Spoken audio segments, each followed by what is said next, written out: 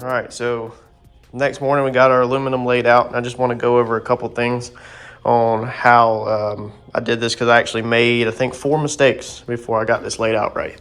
So first off, my piece of advice is your aluminum, make sure you know that your end is square.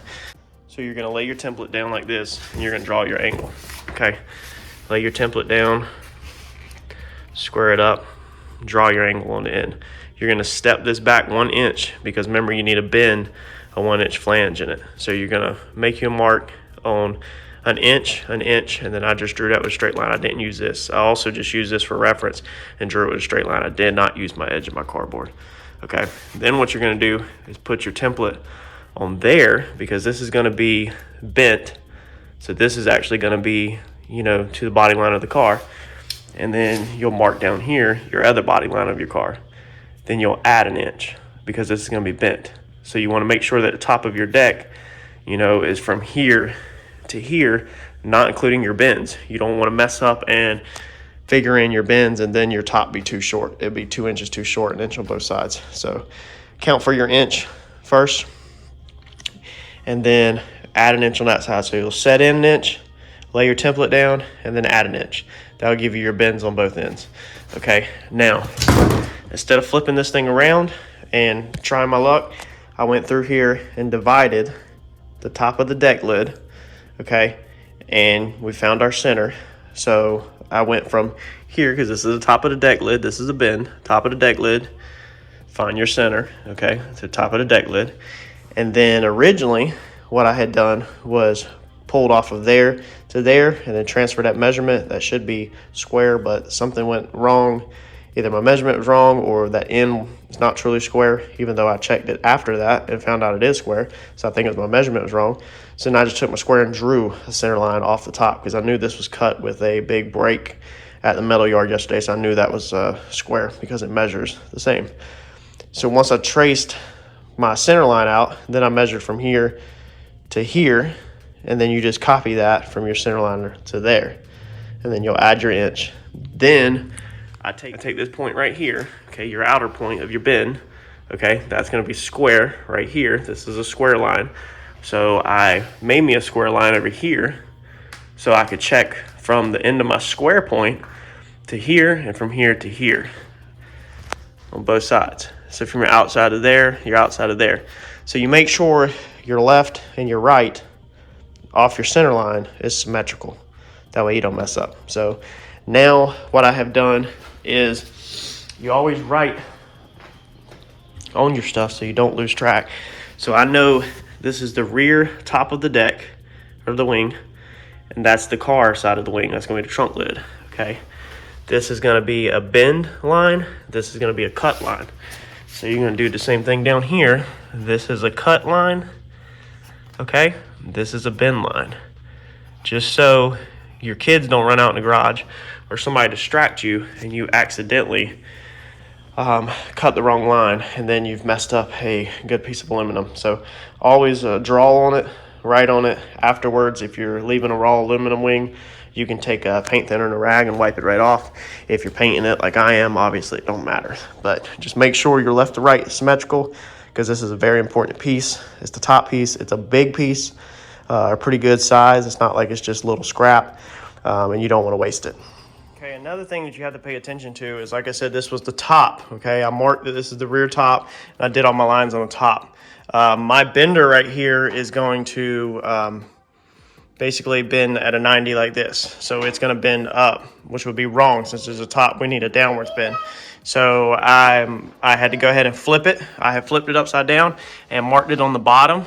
I'm going to flip this piece and then put it in the bender so that it bends it up. So just make sure that you're oriented correctly with what side you need to be on when you're making bends. And on the Harbor Freight bender, this bar actually comes off. So you have to basically lay your metal where you want it, get your Sharpie line on your edge. And there's a guy with a good video on YouTube that goes over how to set the thickness so that you're very precise. I'm not worried about this being super precise, but I basically am putting my Sharpie line right there on that side of my crack, okay?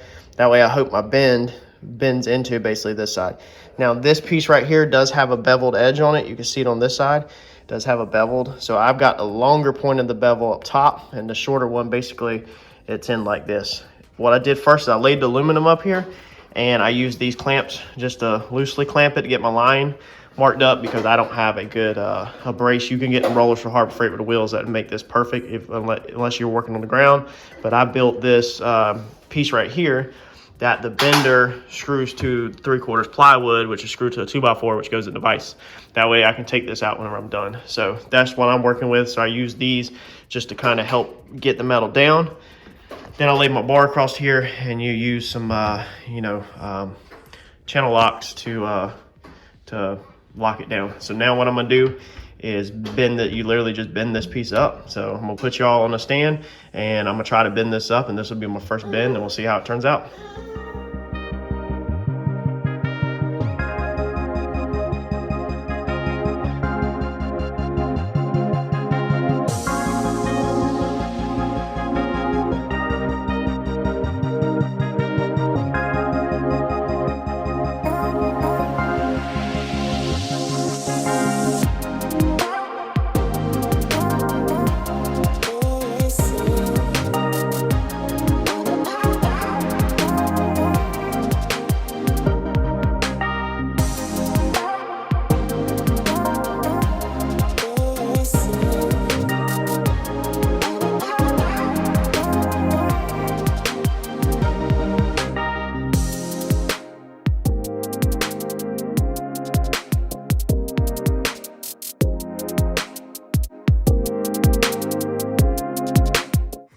Okay, so that was a bit of work. I didn't have over here with it like this. I just couldn't get my hands in there to really put some force on it.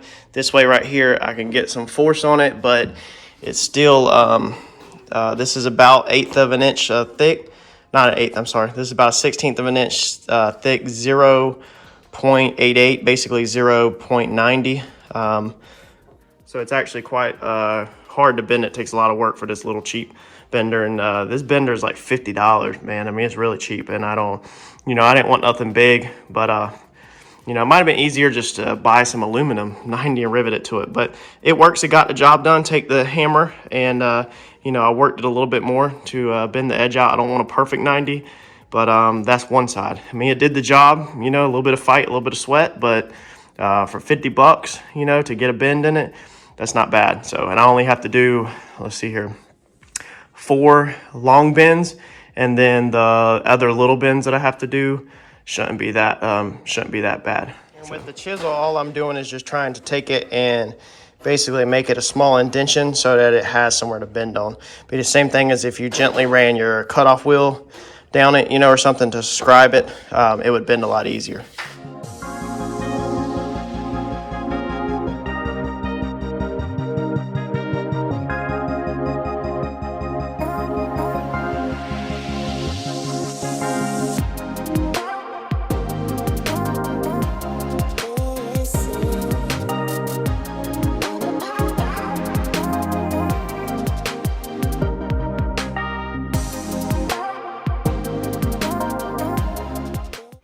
So running the cutoff wheel down that took a tiny bit off the top, but I also made this bend on this one. Here's the 45 I was talking about. I made it where this beveled edge, this farther out edge, was in the corner, and it literally got like halfway up, okay? And then you just felt it gave way and folded, which normally means you ripped the aluminum. So I think that your farthest out edge definitely doesn't need to be in your corner, which is what I thought. That's when I did the first bend opposite. But then I was thinking maybe that was hurting me. But I feel like your farthest in bevel should be in the corner. So I feel like instead of bending it like this, even though this gives you a way sharper bend, it'll tear your aluminum, basically cut it. I think it needs to be like that. I think that's how your bevel needs to, or your bar needs to be, because this literally just ripped the aluminum. So you can see right there. It basically just sheared the aluminum. It's still together. Mike can put some tack welds on this. It's still definitely enough meat there for me to assemble the wing, get everything mocked up. He can go back and put some tacks on the inside. But yeah, just a piece of advice. I do like this bend Okay, a whole lot better. You can see how sharp that is, that bend. I do like that bend better than I like this bend. Okay, you can see how that bend's more radiused. And like I said, it's because I used the other side. So I'm just kind of learning as I go. You know, if I mess it up, I do still have another sheet out there, but try not to use that. I'm trying to do it all out of this. So, and I can always just rip these off right here in the center and then put rivet on, you know, aluminum 90 and do it all with rivets instead of bends. But I was trying to use this bender and make it work. So we'll learn as we go. Okay, now bending these end caps is working a lot better with moving your vice grips in some. When you have them just out here on the ends, okay, then what I'm seeing is when you go to bend this heavy gauge stuff, this center, this bar wants to bend because it's just not thick enough to hold it straight. So at first I was trying to bend it the other way with this side hanging out this side, and I stopped and I was like, hold on, all I got is a little 1-inch tab to bend. So I flipped it around and bent it like that, and it went a lot smoother. So if you can keep your center from bowing out, you know, it'd be a lot better.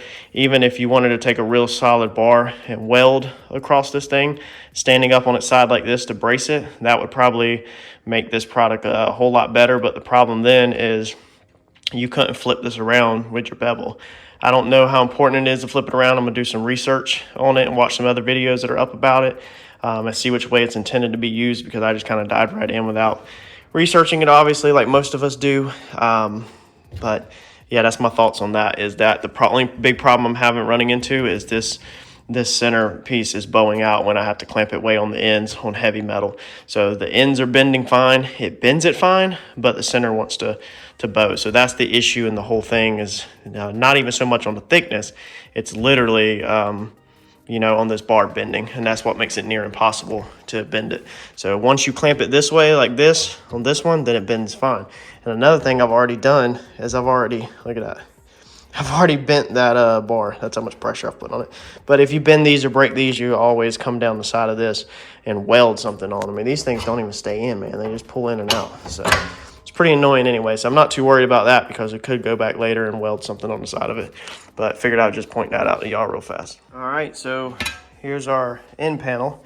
And I'm gonna show you how I made it on the next one. So you can see in the reflection that it don't look too bad at all. So we go to our body line right there. All right, it's gonna rivet up underneath, and there's what it looks like. So let's see here. It's gonna be like that. So not bad at all. You have the curve of the quarter panel and everything, and you got it where it's bent out. It's kind of hard to hold, but you get the idea. Okay, so what I did to do that, and I'll show you some better pictures obviously when it's all together, is of course, like I just showed you, I took it in there, bent it like that, and I did bend it too much, which is fine.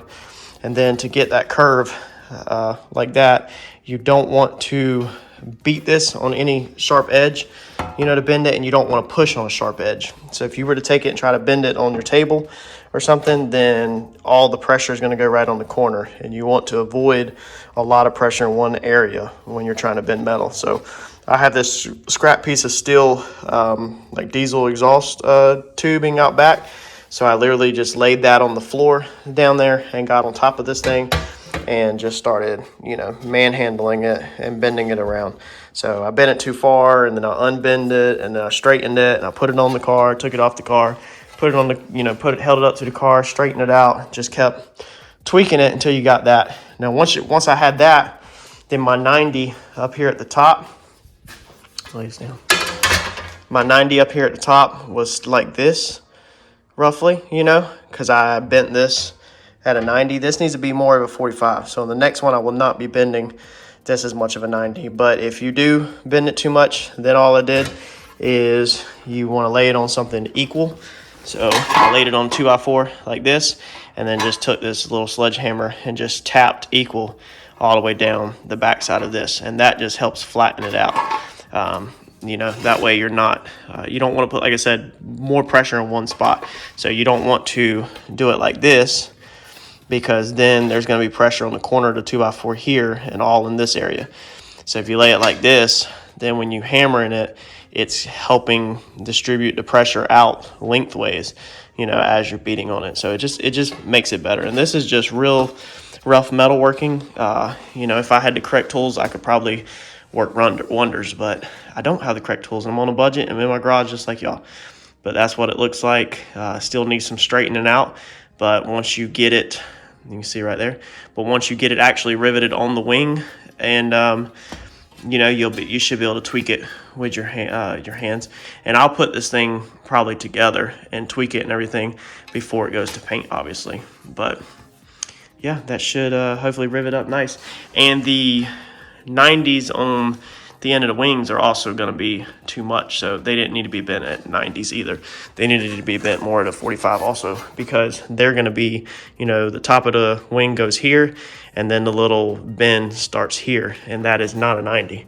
That's more like a 45. So I also messed that up. I need to flatten them back out. But yeah, lesson learned. So y'all don't make the same mistakes. On the Maverick, you need a little bit more of a 45 there. So that's where we're at. So like I said, on the next one, when I bend this next one up, I'm going to put y'all on the camera for all of that.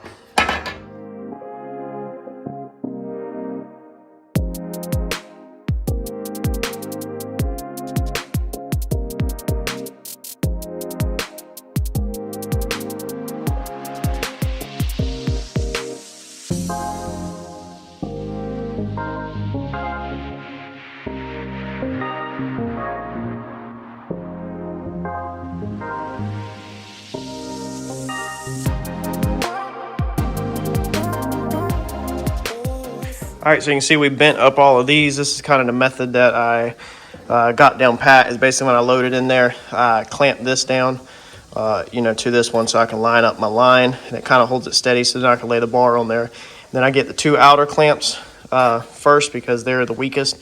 They're not really holding much strength at all. These don't hold great on clamping force, and then you get the heavy duty ones more towards the center. So these just help pinch down the outside. But I got all these end pieces bent up, and they're actually pretty good. They're pretty square 90s, so that worked out pretty good on this one. I decided not to go with my original design. If you look back how I had the little tabs, not going to use that. I'm actually just going to go get some 90-degree brackets that I'm going to rivet one here and one here. That way I can test fit them on the car and get them perfect, so that I figured by the time I make all these bends, there was no way I was going to get lucky enough for all that to fit perfect, and that it would be easier just to put some little brackets on there. So basically that's what you're looking like. Okay, so you get it down flush like that, and then it does still hang down a little bit below the trunk lid, but it's not a big deal. I wasn't not really concerned about that. If I want to go back and trim them off, I could. But that's basically what the supports would look like, and they will be 90, and then they'll be riveted onto the deck lid. So I'm going to keep on getting it. Just wanted to show y'all kind of what I did with these and how I ended up doing them. And I did do two of them facing this way, and then the other two facing the other way. So basically these will go on that side of the parachute, and then the ones bent like this will go on this side of the parachute. That way everything's symmetrical. All right, so what I've done is I hit Lowe's this afternoon and got these little corner brackets. These were the ones I was talking about. And then while I was there, I actually seen these. They had them in matte black, which being we're painting the wing black, this is actually pretty cool. I didn't really want to paint these things because of, popping rivets and moving them around and everything. I knew that it would be an easy point for the paint to chip off of. So I was going to leave them just unfinished, but then when I seen these, I was like, oh man, this would be, about perfect. You could literally just take it and cut it right here with a cutoff wheel to make basically the same as that, but then you have a piece that's powder coated, because I know these are going to be powder coated, not painted, and you could just take your Sharpie or paintbrush and touch up the end where it's cut. But for the little, these little ones, they are the 3/4 ones. Each bag was $2.18 a piece, and then for the big one, the black, they are $3.28 a piece. So not bad, and it comes with 4 per pack. So just sometimes makes your life a little simpler. You're still doing it yourself, but instead of bending tabs in this like I originally planned, now what I'm planning is kind of hold it up where it needs to be at, and then attach these basically like this, and then pop a rivet. Or now I'm thinking going back to Lowe's maybe in the morning, and getting some hex head Allen wrench bolts with some locking nuts, like really small one. That way I can nut and bolt a lot of this together instead of using rivets. I wish I would have thought about it while I was there, but I didn't.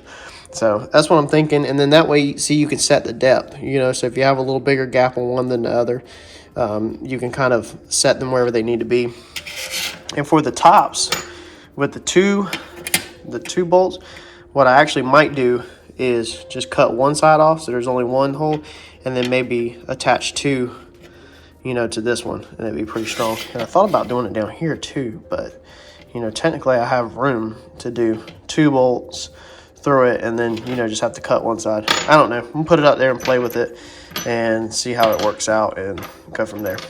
So tonight I'm probably just gonna mock it up with like these little screws. Just drill a little hole that's like maybe 1/8 of an inch, so them screws will bite in there, whatever it measures, and screw everything together. And then that way I can just unscrew it back, since I don't have a Cleco gun and since I don't have the nuts and bolts, and then take it all apart for paint. And then after it's painted, run your actual drill bit through there for the size of the nuts and bolts you're using, which will be probably definitely smaller than this. And then these are also beveled on the inside, so you can actually, if you got a beveled head screw, you could actually flush, mount them flush. You know, the screws would be flush in the bracket. So we'll see where this takes us. Y'all, if you've learned me by now, you know I just kind of make it up as I go. Wish I had a dimple die. You could drill holes in this and dimple die this thing, but I don't. So let's see what works. And I do actually have these in my stash, so this will work perfect for mock-up. They're just some flathead screws that I inherited from my grandfather and some nuts. So we'll go ahead and actually nut bolt everything together with these, and that way we can drill our holes, get them right. And then this week I'll actually go and either locally purchase, or I'll order some nice Allen head ones with nightline locking nuts and bolts. So, but this will allow us to go ahead and get everything to 100% together so we can fit it tonight, you know, exactly like we want it.